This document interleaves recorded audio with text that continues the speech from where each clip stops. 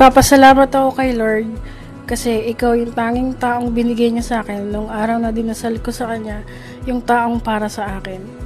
Ngayon, nasa 10 taon nating magkasama, pinakita ni Lord ang mga katangian ng taong inilaan niya para sa akin.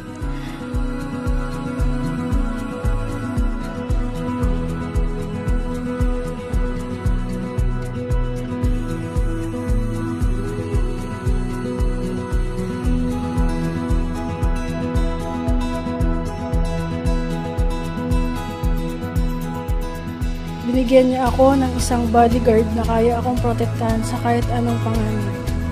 I always feel safe when I'm with you because he always makes me feel that way. Binigyan niya ako ng isang taong kayang isakripisyo ang lahat para sa akin. Taong isinantabi niya ang kanyang mga sariling interes para sa akin. Yung taong yung ginawa niyang ako yung bisyo.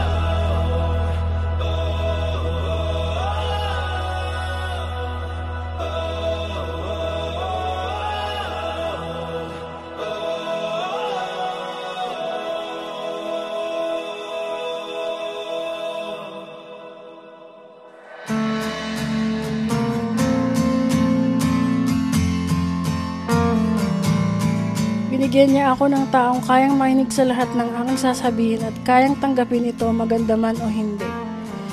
Binigyan niya ako ng taong ginawa akong prinsesa ng buhay niya, but I always feel not just a princess, but I always feel like a queen. Binigyan niya ako ng isang taong mabuti, ang puso, mapagmahal at may malasakit sa kapwa. At sa huli, binigyan niya ako ng taong hindi lang mabuting anak ng kanyang mga magulang, kundi mabuting anak din ng Diyos. Bilang ikaw ang aking kaisa-isa at unang kasintahan, ikaw pa rin ang pinipili ko maging kabiyak hanggang sa huli. I don't care, go on and tear me apart. I don't care if you do.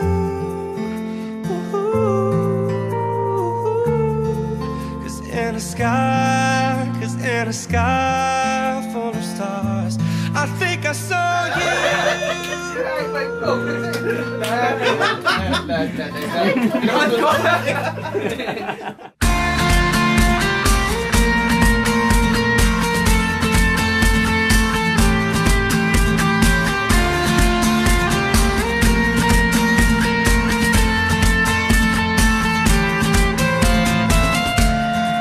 Cause you're a sky full of stars.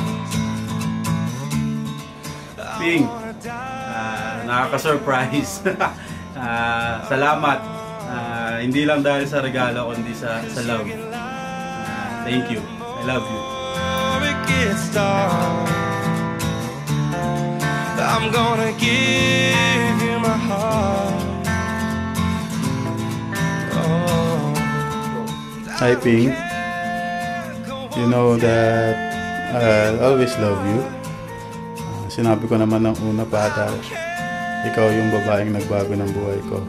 Binigyan mo ng kulay yung mga goal ko sa buhay, and pinilit nating maabot to.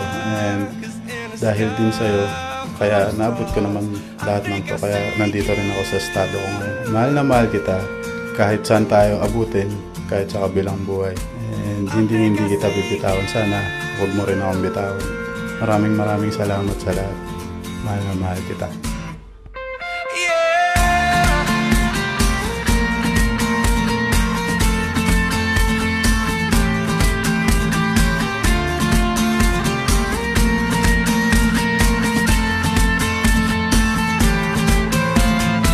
Ngayon, sa harap ng Panginoon, nagpapasalamat ako kasi binigay ka niya sa akin. Mahal na kita noon pa at mamahalin pa kita magpakailanman. Lalakbayin at tutuparin natin ang salitang forever kasama ang Diyos sa ating buhay. And today, let's begin our journey in our travel to forever. #ang forever ni Bryce.